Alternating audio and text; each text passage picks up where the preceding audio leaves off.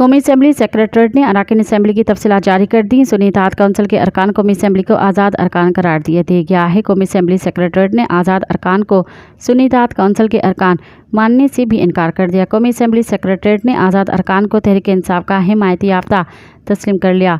सरकारी दस्तावेज़ में आज़ाद अरकान को PTI की हिमायत याफ्ता करार दे दिया गया। पेशावर हाईकोर्ट फैसले की रोशनी में सुन्नी इत्तेहाद कौंसिल में शामिल होना तस्लीम नहीं किया गया।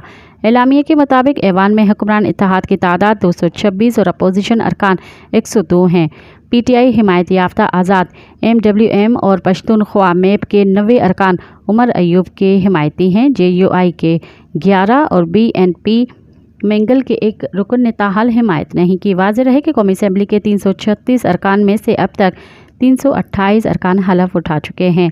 JUI और BNP मेंगल ने अपना उम्मीदवार लाने के लिए भी दरख्वास्त नहीं दी। मज़ीद ख़बरन ऐं तफ़सीलात लाइ विज़िट कयो असांजी वेबसाइट www.awamiNewsHD.com ऐं ॾिसंदा रहो अवामी न्यूज़ HD।